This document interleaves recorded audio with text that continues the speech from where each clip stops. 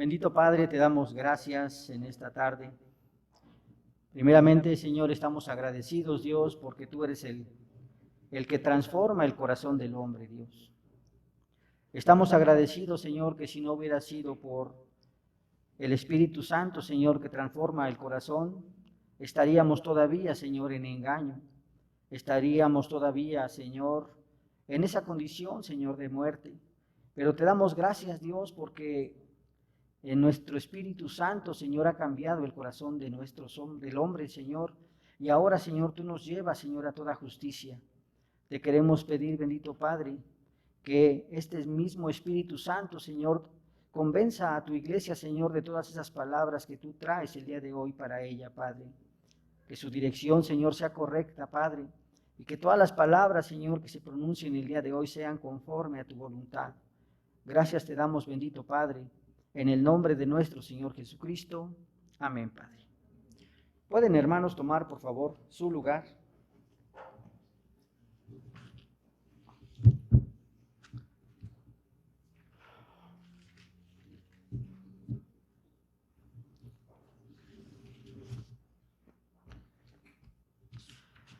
Bien, hermanos, vamos a continuar con lo que veníamos exponiendo, Señor, hermanos, la semana pasada. Y es precisamente hablar acerca de la confesión belga. Recordaremos, hermanos, precisamente que en la semana pasada nosotros estábamos hablando acerca del último artículo de esta confesión belga. Ya hablamos, hermanos, de este artículo 37, que es un poco extenso. En la predicación previa lo anunciamos textualmente, y en ese artículo también señalamos en la predicación anterior que existían varias enseñanzas que el mismo artículo nos está mostrando. Hablamos acerca de ellas, de estas enseñanzas. No tocamos todas, hermanos, porque son una gran cantidad de enseñanzas las que este artículo 37 nos presenta, pero sí tocamos dos que son muy importantes. Primero hablamos acerca de que este artículo 37 nos habla acerca de la venida de nuestro Señor Jesucristo, que es un hecho que pues es innegable y que tiene que llegar en el tiempo de nuestro Dios. Y precisamente los primeros dos puntos que nosotros analizamos en la predicación anterior son los siguientes. El primer punto, hablamos de que al llegar el tiempo establecido por el Señor y se complete el número de los elegidos, dice esta confesión que vendrá el fin, refiriéndose que vendrá nuestro Señor Jesucristo. El segundo punto que también nosotros abordamos en la predicación anterior es precisamente que llegará el día en que la promesa indicada por los ángeles en el libro de los Hechos, capítulo 1, versículo 11, se debe de cumplir. Recordarán, hermanos, que la palabra de nuestro Dios nos habla muy claro que cuando nuestro Señor Jesucristo ascendió a los cielos, se encontraban dos varones con ellos y le dijeron a los apóstoles: ciertamente así como nosotros vemos subir al cielo a nuestro Señor Jesucristo, así vendrá también entre las nubes. Y esa es la promesa que nosotros estamos esperando, que nuestro Señor Jesucristo venga por segunda vez. Y nosotros vimos que estas dos enseñanzas que predicamos hace 8 días son muy importantes, hermanos. En ella nosotros abordamos la importancia, hermanos, precisamente de la predicación del Evangelio del Reino, porque ciertamente es importante que se predique la palabra de Dios para que las personas ciertamente reconozcan a nuestro Señor Jesucristo como su Salvador. Porque ciertamente la Escritura también enfatiza: ¿cómo escucharán si no hay quien les predique? Es importante que la iglesia predique el Evangelio del Reino para que ciertamente el número de los elegidos llegue a su número total y entonces pueda venir nuestro Señor Jesucristo. También nosotros nos hablamos de una forma muy clara, hermanos, sobre lo importante que nos habla la Escritura, ciertamente, cuando nuestro Señor Jesucristo regrese por segunda vez. Hablamos de los hechos que se van a desarrollar cuando nuestro Señor Jesucristo venga en las nubes, y es precisamente para juzgar a los vivos y para juzgar a los muertos. Y de ahí nos llevó precisamente a una conclusión muy importante que nosotros pusimos mucha atención, y es precisamente que cuando nuestro Señor Jesucristo venga por segunda vez, dice la palabra de nuestro Dios que va a juzgar a todos los hombres, que va a juzgar a aquellos que nacieron desde el principio y va a juzgar a toda la raza humana, aquellos que todavía no nacen, ¿no? Y hasta que nuestro Señor Jesucristo venga por segunda vez, a toda la raza humana tiene nuestro Señor Jesucristo que juzgar. Y esto precisamente, hermanos, es lo que nosotros vimos en las enseñanzas que se predicaron hace 8 días. El día de hoy, hermanos, vamos a tocar un punto también que es muy importante de esta confesión belga, que precisamente nos presenta este artículo número 37. Y solamente vamos a tocar una enseñanza más que nos presenta este artículo y que también es muy importante que nosotros comprendamos, porque si la leemos de una forma superficial, podríamos tener confusión en la interpretación de este artículo de la confesión belga. Dice esta enseñanza: los muertos serán juzgados según lo que hubieran hecho en este mundo. De toda palabra ociosa que hablen los hombres, y quedarán al descubierto públicamente ante todos los secretos y las hipocresías de los hombres. Veamos lo que está diciendo esta enseñanza del artículo 37 de esta confesión. Dice: todos los muertos van a ser juzgados, dice aquí, según lo que hubieran hecho en este mundo. De toda palabra ociosa que hablen los hombres, y quedarán al descubierto públicamente ante todos los secretos y las hipocresías de los hombres. Debemos de tener mucho cuidado, hermanos, cuando nosotros estamos leyendo esta enseñanza. Pareciera a simple vista, hermanos, si leemos de una forma superficial estas enseñanzas de este artículo, pareciera como si las personas fueran juzgadas por las obras que hicieren en este mundo. Pareciera que si yo fuera juzgado, si me porto bien o si me porto mal. Pareciera que yo si fuera juzgado por mi comportamiento que estoy precisamente desarrollando en esta tierra. Pero vamos a ver ciertamente que la respuesta que nosotros estamos dando a esta supuesta observación de este artículo es un contundente no.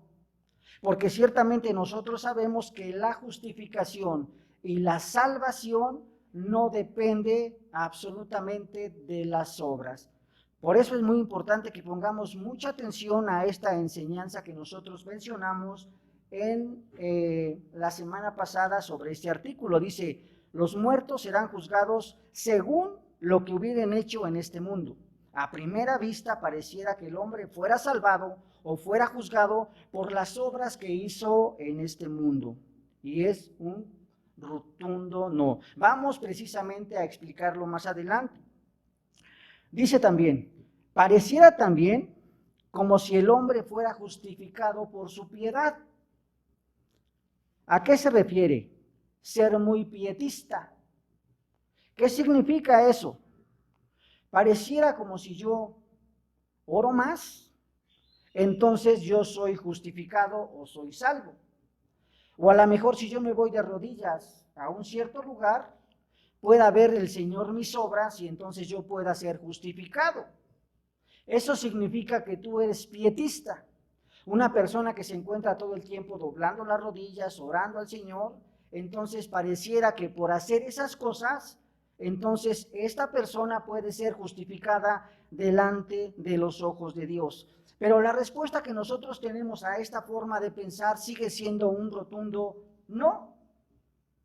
Entonces me podrían decir, entonces, ¿cómo podemos interpretar esta enseñanza de este artículo número 37?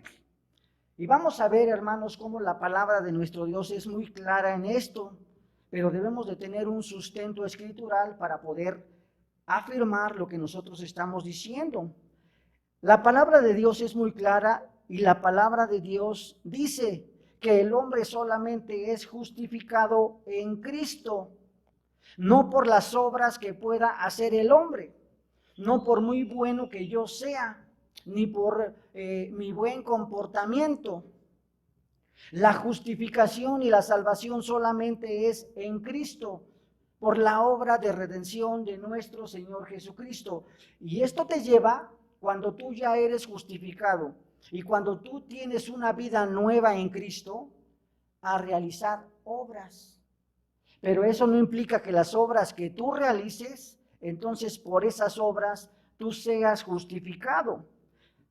El sustento de lo que yo estoy diciendo, hermano, lo encontramos en la Escritura de una forma muy clara. Saqué algunos pasajes, no los voy a leer, son muchos, hermanos. Tenemos Génesis 15:6, Habacuc 2:4, Hechos 13:39, Romanos 3:24 al 26, Romanos 4:25, Romanos 5:1, Romanos 5:2, Romanos 5 del 16 al 18, Primera de Corintios 1:30, Primera de Corintios 6:11, Gálatas 3:6, Gálatas 3:8, Gálatas 3:24, Filipenses 3:9, Hebreos 11:4, etcétera. Hay una gran cantidad de pasajes que nos sustentan que la justificación y la salvación solamente es en Cristo, no por las obras que nosotros pudiéramos hacer. Un pasaje de la Escritura que nosotros encontramos es Romanos capítulo 4, versículo 25. Dice la palabra de nuestro Dios: el cual, hablando de nuestro Señor Jesucristo, fue entregado por nuestros pecados y resucitado para nuestra justificación. Entonces podemos entender, hermanos, ciertamente que el hombre es justificado solamente en Cristo, no por algunas obras que el hombre pudiera hacer. Bien, entonces podemos ver que entender este artículo de una forma muy clara, hermanos, ciertamente está diciendo que los muertos serán justificados según lo que hubieran hecho en este mundo. Ahora, vamos a pasar a otro punto, precisamente las obras del hombre.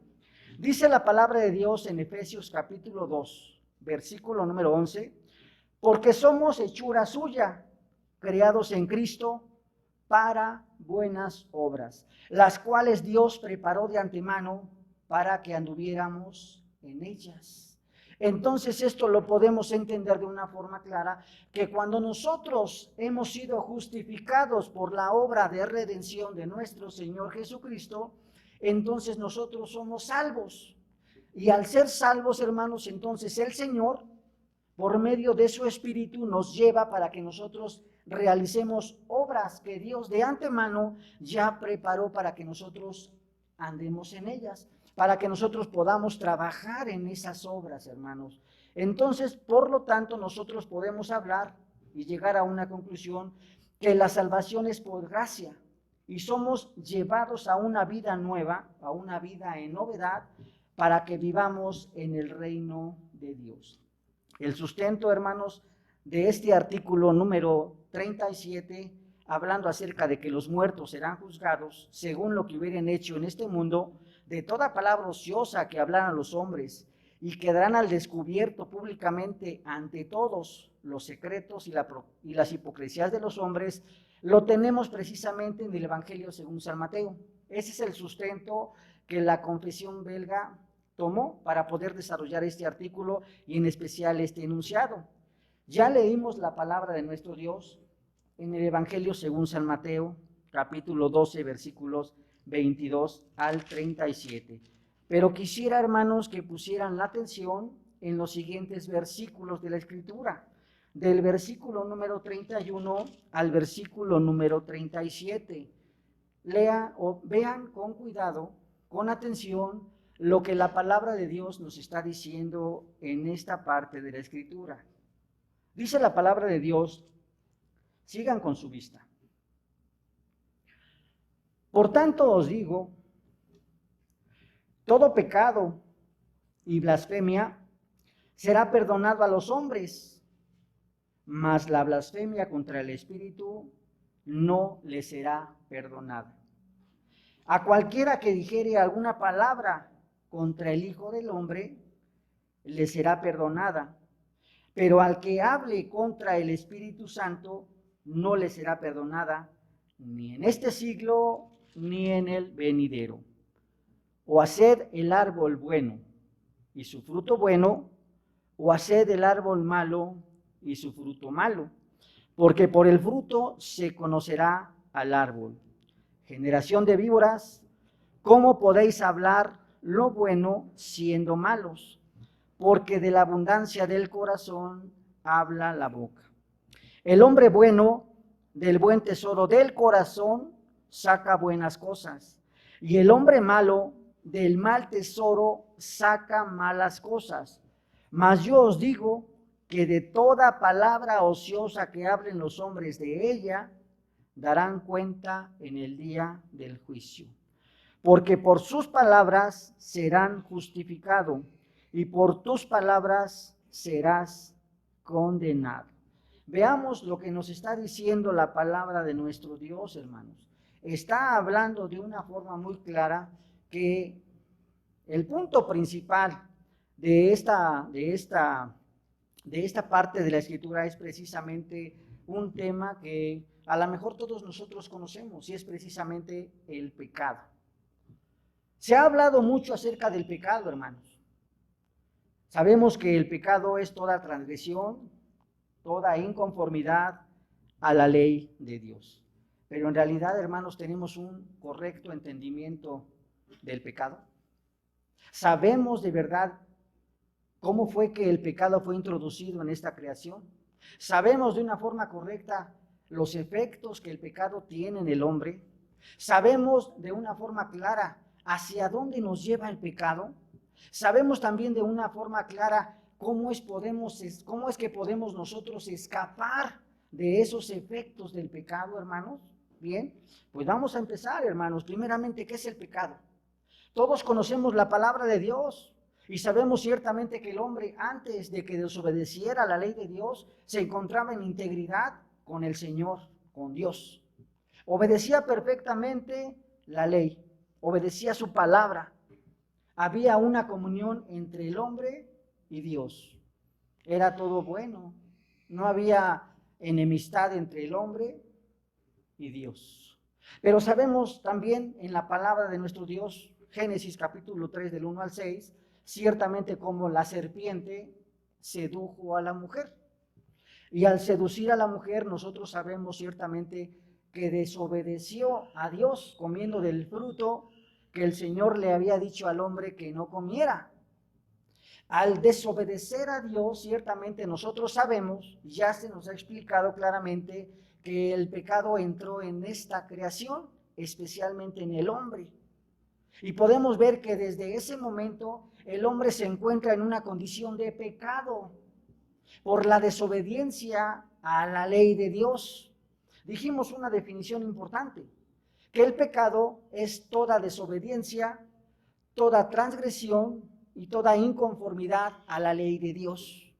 En el momento en que el hombre estaba comiendo del fruto que Dios le dijo que no comiera, estaba desobedeciendo a Dios, porque Dios le había mandado que no comiera de ese fruto. Estaba desobedeciendo, y de ahí para adelante dice la palabra de Dios que el hombre se encuentra en una condición de pecado.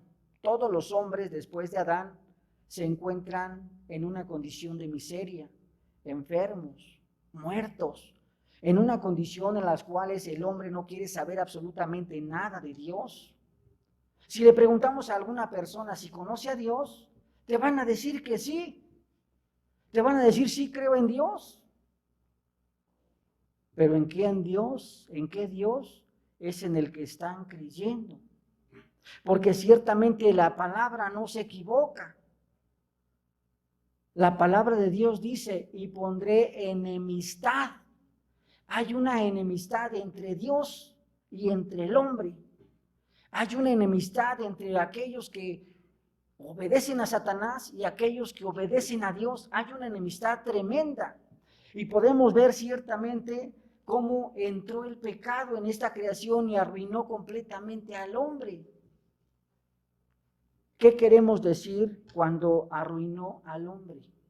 El profeta Isaías, capítulo número 1, versículos 5 al 6, dice así en la palabra de nuestro Dios. ¿Por qué queréis ser castigados todavía aún?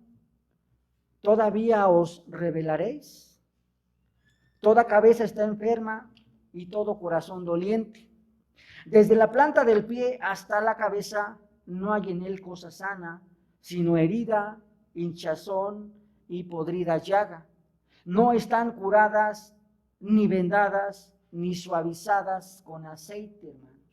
Podemos comprender, hermanos, sin hacer tan grande esto, que precisamente toda la raza humana se encuentran en una condición de pecado. Y el hombre es afectado desde la punta del pie hasta la coronilla, hasta la cabeza. Dice la palabra de Dios que no hay en el hombre cosa sana, sino que el hombre se encuentra enfermo. Por lo tanto, también se encuentra enfermo el corazón del hombre, hermano. El corazón es muy importante, hermano, porque ciertas veces del corazón salen todos los malos pensamientos, salen las malas palabras, las malas acciones, todo lo que el hombre desarrolla proviene de un corazón. Si ese corazón se encuentra conforme a la palabra de Dios, todo lo que sale del corazón es bueno y agradable ante los ojos de Dios. Pero si tiene un corazón que se encuentra arruinado, hermanos, entonces todo lo que el hombre haga es desagradable delante de los ojos de Dios. Y veamos precisamente todos los efectos que tuvo el pecado, que todos los hombres, dice la palabra de Dios, pecan delante de los ojos de Dios. No hay uno que sea justo, que sea santo. Todos pecan, hermanos. Pero veamos cómo piensan algunas personas, hermanos. Algunos piensan y dividen el pecado en dos tipos de pecados. Pecados mortales y pecados veniales. Ustedes díganme si tienen algún sustento escritural, porque ellos piensan que los pecados veniales son aquellos que tú puedes dejar de hacer para vivir mejor. Por ejemplo, mentir. Por ejemplo, la blasfemia. Por ejemplo, el hurto, etc. Esos pecados, según algunas personas lo consideran, son pecados veniales, que tú puedes dejar de hacerlos, pero vive rectamente. Y entonces, por algunas, podríamos decir, penitencias que te imponen, tú puedes ser justificado y entonces puedes vivir rectamente.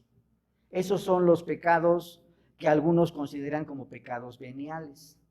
Pero también ellos dividen los pecados en pecados mortales. Esos pecados que ellos piensan son cuando tú te separas de Dios. Vean lo que están diciendo, como si nosotros, antes de que nosotros cometamos adulterio, estuviéramos con Dios. Entonces, al cometer el adulterio, hace que nosotros rompamos la barrera y nos separemos de Dios. Entonces, así no es.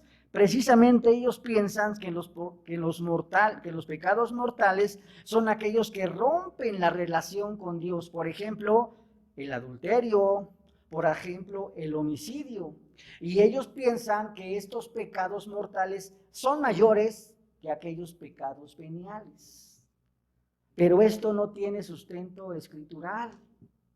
Dice la palabra de Dios que en el momento en que el hombre desobedeció la ley de Dios, desde Génesis 3:15, se encontró en una separación completa entre Dios y el hombre.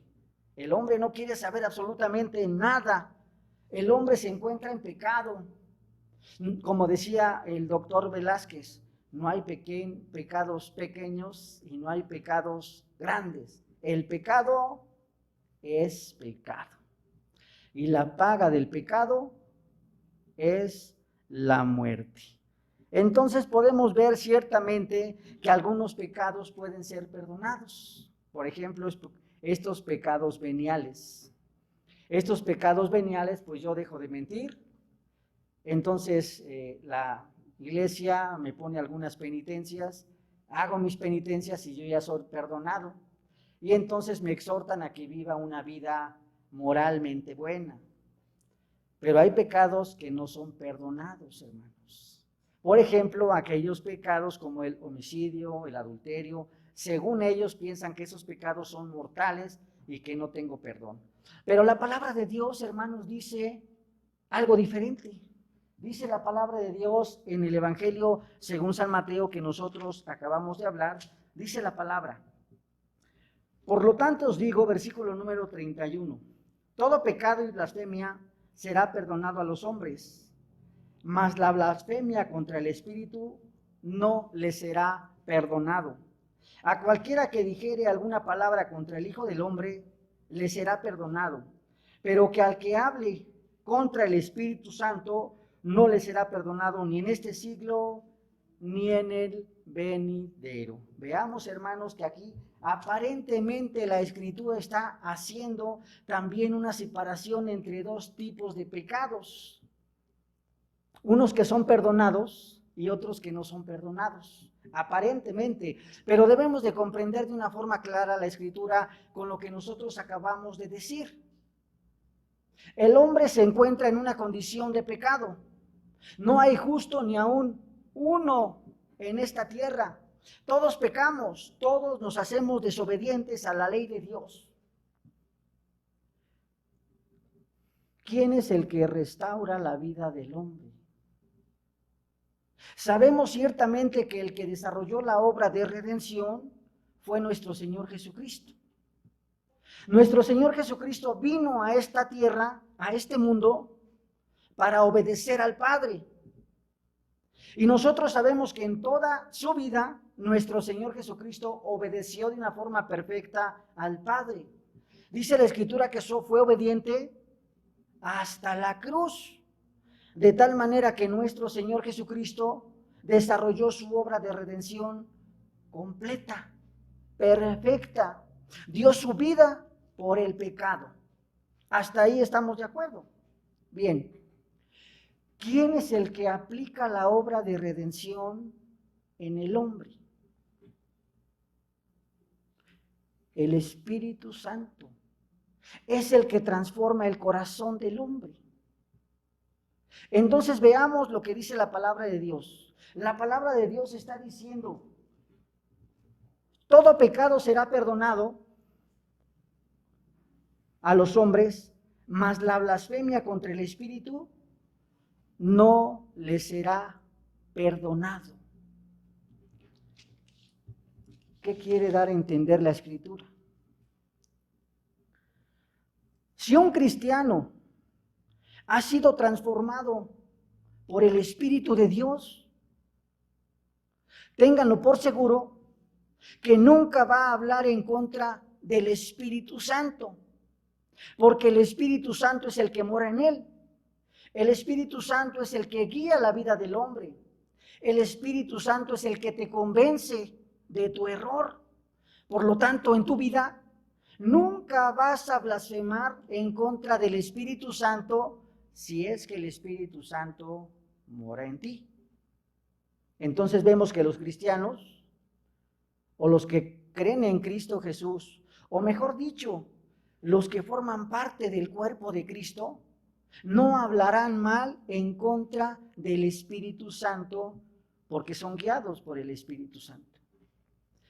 Entonces, ¿qué pasa con todas aquellas personas que no creen en Dios? Todas aquellas personas que no creen en Dios, hermanos, y no estoy diciendo solamente una profesión de boca de que crean o no crean en Dios. La palabra de Dios dijo que desde el principio toda la raza humana se encuentra enferma, se encuentra en una condición de pecado, muerta en sus delitos y pecados. Por lo tanto, la raza humana no tiene el Espíritu Santo, solamente los hijos de Dios. Y algunas personas, hermanos, podrían todavía jactarse y decir: yo nunca he ofendido a Dios, o yo nunca he hablado mal en contra del Espíritu Santo, nunca he hablado mal en contra de Cristo. Y efectivamente, a lo mejor en sus vidas, esas personas que no conocen de Cristo, a lo mejor nunca hayan blasfemado ni contra el Espíritu Santo, ni contra Dios, ni contra Cristo. Pero dice la palabra de Dios que todas las obras del hombre delante de Dios son abominación. Por lo tanto, hermanos, el actuar del hombre, aunque moralmente parezca bueno, delante de los ojos de Dios es desagradable. El vivir de aquellas personas que no se encuentran en Cristo están ofendiendo la majestad de Dios, están ofendiendo al Espíritu Santo y están ofendiendo a nuestro Señor Jesucristo, sin siquiera ellos pronunciar una palabra en contra del Padre, en contra del Hijo y en contra del Espíritu Santo. Puede que por eso estábamos hablando al principio del pietismo. Puede que parezca moralmente bueno lo que están haciendo. Parece que su actuar pareciera como si fueran hijos de Dios. Pero si ellos no son dirigidos por el Espíritu Santo, ténganlo por seguro que por su actuar están ofendiendo al Padre, están ofendiendo al Hijo y están ofendiendo al Espíritu Santo. Entonces es muy claro a comprender lo que la palabra de Dios nos está diciendo en esta parte de las Escrituras. Veamos lo que dice, hermanos. Dice, el que no es conmigo, perdón, el versículo que sigue. Por lo tanto os digo, todo pecado y blasfemia será perdonado a los hombres. ¿Qué quiere decir? Todos aquellos que de verdad vivan una vida que es guiada por el Espíritu Santo. Sabemos que todos somos pecadores, pero ciertamente somos justificados por nuestro Señor Jesucristo, por la obra de redención en Cristo. Pero sigue diciendo, mas la blasfemia contra el Espíritu no les será perdonado. Por lo tanto, todos aquellos que son cristianos no hablarán en contra del Espíritu Santo mal, ni blasfemarán, sino al contrario, son guiados por el Espíritu Santo. El Espíritu de Dios está en ellos, los cuida, los guía, los sustenta cada momento de sus vidas. Entonces, ¿cómo voy a hablar yo mal del Espíritu Santo? Y no solamente en hablar, sino todo el actuar de aquellos cristianos, todo el actuar, todo el vivir debe de ser para glorificar a Dios. ¿Qué quiere decir glorificar a Dios? Glorificar a Dios implica glorificar la Trinidad, glorificar al Padre, glorificar al Hijo y glorificar al Espíritu Santo. Entonces podemos ver ciertamente que entonces el pecado nada más va a afectar a aquellas personas que no se encuentran en Cristo. Sigue diciendo la palabra de Dios. A cualquiera que dijera alguna palabra contra el Hijo del Hombre, le será perdonado. Pero el que hable contra el Espíritu Santo no le será perdonado ni en este siglo ni en el venidero. O haced el árbol bueno y el fruto bueno, o haced el árbol malo y su fruto malo, porque por el fruto se conoce el árbol. Muchas veces decimos que somos cristianos, hermanos, pero con nuestro actuar damos testimonio de que ni siquiera creemos en Dios. En nuestra vida, hermanos, hay mucho que desear, mucho que decir, hermanos. Es muy fácil que como cristianos, hermanos, ofendamos a Dios al desobedecer sus mandamientos. No obedezcamos la ley de Dios. En nuestros oficios que nosotros desarrollamos, no los hagamos conforme a la voluntad de Dios. Ofendemos a nuestro prójimo. No lo amamos, al contrario, los aborrecemos muchas veces. Pero ¿por qué el hombre llega a estas circunstancias? Precisamente, hermanos, porque no son guiados por el Espíritu Santo.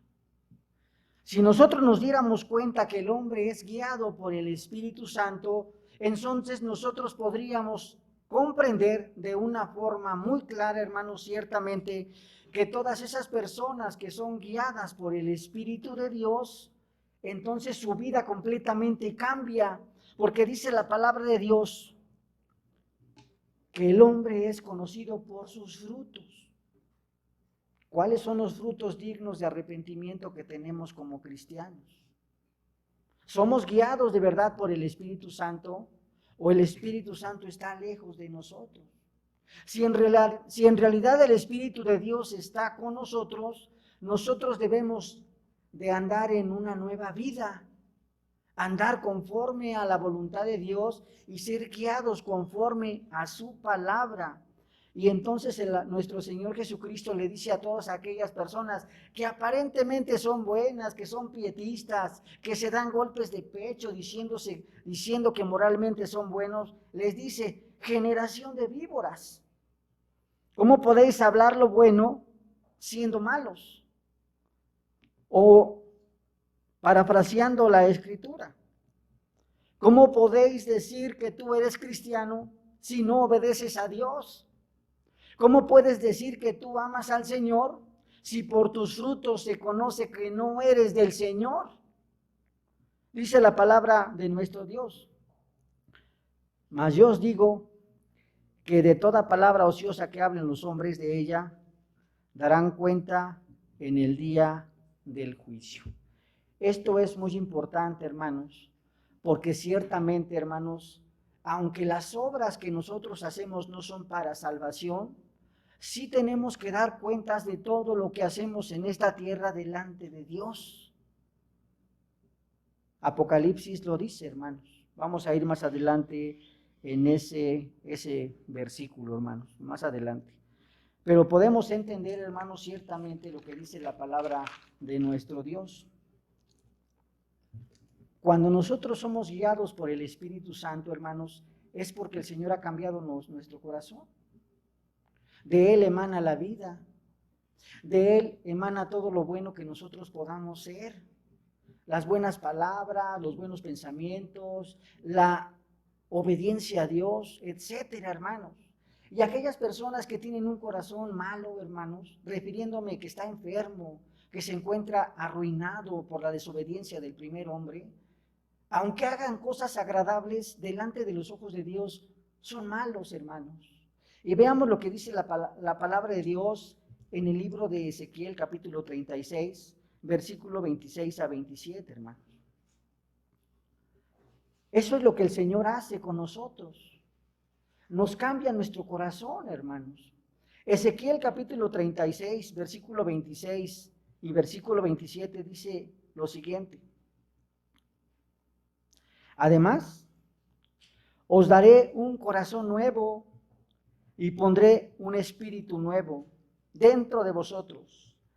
Quitaré de vuestra carne el corazón de piedra y os daré un corazón de carne. Pondré dentro de vosotros mi espíritu y haré que andéis en mis estatutos y que cumpláis cuidadosamente mis ordenanzas. Podemos ver, hermanos, de una forma clara que el corazón del hombre es un corazón de piedra, es un corazón duro, un corazón rebelde a causa de la desobediencia del primer hombre.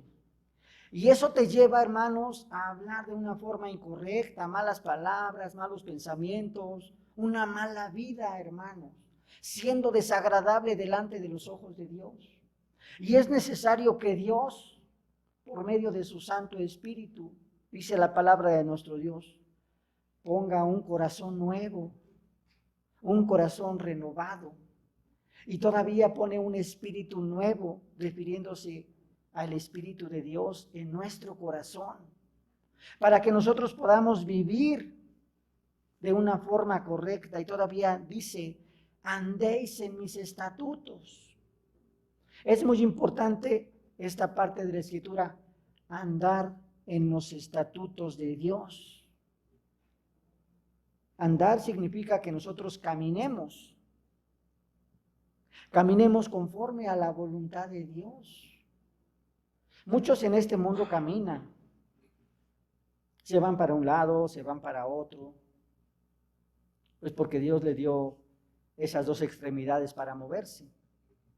Pero aquí está diciendo el profeta Ezequiel, para que andéis, o más bien para que camines y cumplas cuidadosamente las ordenanzas de Dios, para que camines haciendo la voluntad de Dios en todas las enseñanzas, en toda tu vida, en todo lo que eres, andes en los caminos del Señor.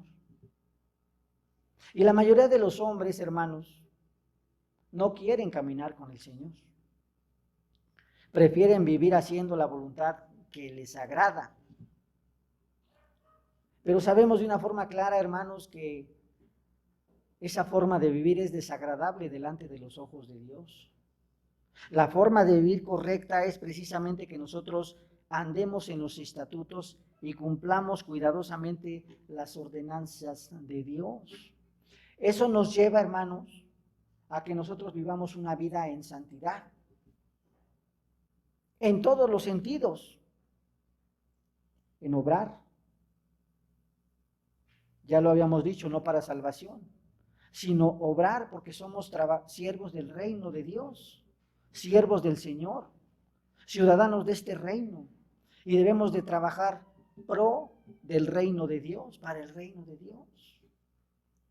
Y por eso entonces podemos comprender, hermanos, de una forma clara lo que este artículo número 37 nos está diciendo.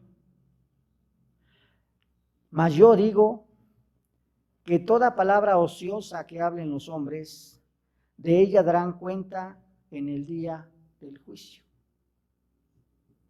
Porque por tus palabras serás justificado, y por tus palabras serás condenado. Ya vimos, hermanos, que todo lo que sale de nuestra boca proviene del corazón. Al decir la palabra de Dios que vas a ser justificado por tus palabras, está diciéndote qué corazón tienes. Si tienes un corazón regenerado, el Espíritu de Dios está contigo. Crees en la obra de redención en Cristo. Y entonces cuando venga nuestro Señor Jesucristo, tú no vas a tener ningún problema, porque el Señor te va a decir, venid benditos del Señor, entrar conmigo en el paraíso. Pero veamos, dice también la palabra, aquellos que hablen ociosamente, no por las palabras que tú hayas dicho vas a ser condenado, sino lo que hay en tu corazón. Porque del corazón salen las malas palabras, las blasfemias, todo lo que el hombre es. Eso da a entender, hermanos, que el Espíritu de Dios no se encuentra en ellos. Y la palabra de nuestro Dios es clara y dice, horrenda cosa es caer en manos del Dios vivo. Porque el juicio de Dios va a ser sobre toda la raza humana, píos e impíos. Aquellos que creen en Cristo y aquellos que no creen en Cristo, nuestro Señor Jesucristo vendrá y los juzgará. Dice la palabra de Dios, Apocalipsis capítulo número 22.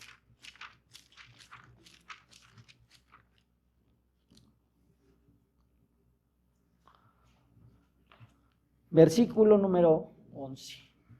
Está muy en contexto que lo que nosotros estamos hablando.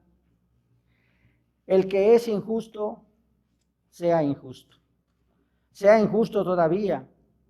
El que es inmundo, sea inmundo todavía. El que es justo, practique la justicia todavía. Y el que es santo, santifíquese todavía. He aquí yo vengo pronto y mi galardón conmigo para recompensar a cada uno según sea su obra. De la misma forma, hermanos, el Señor está hablando a su iglesia y le está diciendo que esa obra que tú estás desarrollando proviene de un corazón que ha sido regenerado. O esa obra que tú estás haciendo de una forma incorrecta es por un corazón que todavía se encuentra enfermo, muerto, en una condición de pecado, hermanos. Y la pregunta para esta tarde. Dice la palabra de nuestro Dios que debemos de dar cuenta de todas las palabras ociosas que salgan de nuestra boca. En realidad, hermanos, somos guiados por el Espíritu Santo. La Escritura dice, el Espíritu de Dios dice a mi espíritu que soy hijo de Dios. Eso me convence. Es claro que nosotros que somos cristianos estemos convencidos de que somos hijos de Dios. Pero ¿qué con nuestro actuar? ¿Qué con nuestro vivir? Día con día. De verdad, nuestras obras dan testimonio de que somos hijos de Dios. Si en verdad nuestras obras o nuestra forma de hablar, nuestra forma de comportarnos, nuestra forma de ser, de vivir, no da testimonio, yo no puedo decir que el Espíritu de Dios no esté en ti. Dice la palabra de Dios, examínese cada uno a sí mismo. El Espíritu de Dios es el que te convence. El Espíritu de Dios es el que te guía. El Espíritu de Dios es el que hace que tú comprendas que eres hijo de Dios. Y eso te lleva a vivir una vida correcta delante de los ojos de Dios. Y ahora entonces podemos comprender lo que dice el artículo número 37 en esta enseñanza. Los muertos serán juzgados según lo que hubieran hecho en este mundo. Podemos comprender. Si hicieron lo malo en este mundo es porque tuvieron un corazón enfermo, arruinado, un corazón que no ama al Señor, apartado de Dios, dice. Pero si tú tienes un corazón que de verdad el Espíritu de Dios mora en él, entonces también vas a ser juzgado por las obras que tú hubieras hecho en este mundo. Dice, de toda palabra ociosa que hablen los hombres, y quedarán al descubierto públicamente ante todos los secretos y las hipocresías de los hombres. Tú te puedes guardar, hermano, todo aquello malo que hay en ti, pero va a llegar un momento, hermano, dice esta misma confesión, que los libros van a ser abiertos. ¿Qué quiere decir, hermanos? La conciencia de los hombres va a ser abierta. Cuando nosotros estamos cometiendo algo indebido delante de los ojos de Dios, reprimimos nuestra conciencia y decimos, no es malo, al cabo nadie nos está viendo. Y hacemos o ofendemos a Dios, y lo que estamos haciendo es reprimir nuestra conciencia. Pero cuando el Señor venga, nuestra misma conciencia nos va a acusar. Tenlo por seguro, hermanos, que va a estar también ahí Satanás acusándote. Pero eso es secundario, hermano. El que va a estar acusándote continuamente es tu propia conciencia. Satanás ya hizo su obra ya en el paraíso, en Génesis. Y vemos las consecuencias, hermanos, de esa obra que hizo Satanás a Dios. Pero entonces, hermanos, tu propia conciencia es la que te va a estar acusando. San Pablo dice que la conciencia la tenemos cauterizada, de que somos pecadores y la conciencia la tenemos reprimida, pero va a llegar un momento en que nuestro Señor venga y entonces tu misma conciencia te va a acusar de todo lo malo que tú hayas hecho en esta tierra. Y vamos a ser juzgados, hermanos.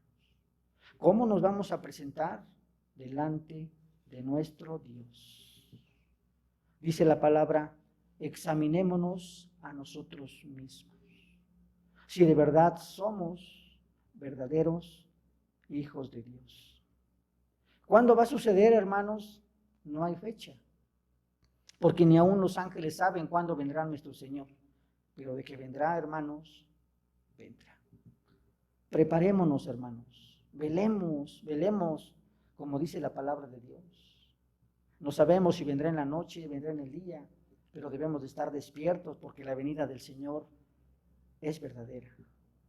Vamos a orar a nuestro Dios, hermanos.